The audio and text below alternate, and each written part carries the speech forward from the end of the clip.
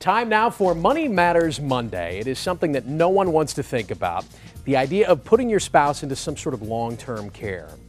What happens to your family financially at that point, and what can you do now maybe to prepare for that sort of life change? Brian Quinn is a partner with Quinn Estate and Elder Law LLC and part of the Securus Circle of Advisors, and he joins us this morning with some advice that we really need. Good morning, Brian. How are you? Good morning, Matt. Thank you. I'm doing well. The fact that there are people like Brian in this world tells you how complicated and how complex and how important this sort of estate planning is. And one of the things you told me as we were preparing to go on that really hit home was there's a world of difference when someone comes to see you who's single versus someone who comes to see you when they're married. Sure.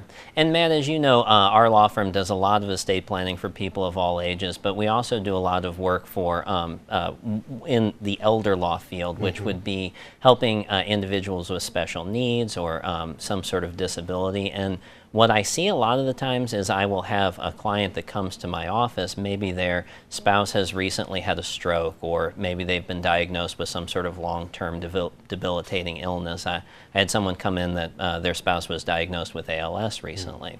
And so they're looking at how are we going to pay for that long-term care throughout the course of what could be many, many years of their lifetime.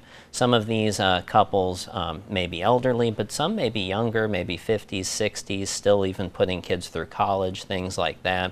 And so I always like to stress to people that come in that the planning is a lot different for a single individual that may need to qualify for a program like Medicaid versus a married couple. And one of the reasons that it's so much different is the government wants to be there. The Medicaid program is there, of course, to take care of individuals that have spent down their assets to a certain level to qualify for nursing home benefits, things like that.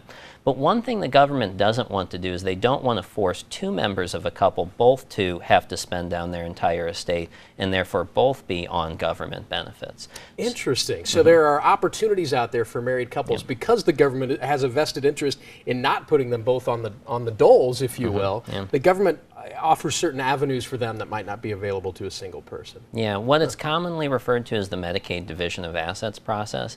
And one good thing about what Medicaid allows is not only do they allow the spouse, and there's a calculation that goes into it, but not only do they allow them to keep usually a large amount of just cash assets without needing to spend something down, but they also allow them oftentimes to keep the home, to keep a car, to prepay for burial policies, keep insurance policies, things like that. But also they split up the income so that not the spouse that doesn't need to be in the nursing home oftentimes keeps all of their income, and sometimes even some of the income from the spouse that needs to be in the nursing home. So that you don't exhaust your income and your assets on both sides of that equation. Correct. You mentioned Medicaid, and if I may, let me ask a follow-up on that too, because we've done entire segments on Medicaid. That's a complicated minefield too. And if you make a poor decision early on, you might be locked into something you don't want for a while. Absolutely. Yeah, there are things that you can do, especially within the 5-year period leading up to the point where you file for Medicaid. They're very famous for having this period that they look backwards to see if a client has tried to, or an applicant, should I say, has tried to become eligible for their programs ahead of time, and they'll penalize you in the form of a waiting period depending on what you decide to do. So it's always important if you're going to do any planning to try to do it in advance of needing that. But if you're caught with a situation, stroke, aneurysm, like I said, some sort of a quick onset where someone's going to be disabled, there are still things that you can do, but it's really important to have professional advice and to kind of navigate some of those minefields that you're talking about. And I'm glad you mentioned and brought up as examples some of these sort of sudden events, because I think a lot of us look at grandma and grandpa and aunts and uncles and use that as a gauge of where we're going to be. And if there's failing health there, you probably come to the table with a different mindset. But the reality is something could happen tomorrow, as you said, an ALS diagnosis or an aneurysm or something, and you just have to be prepared. Thank you for coming in. I almost feel better about this now, just from the conversation. If you'd like to get in touch,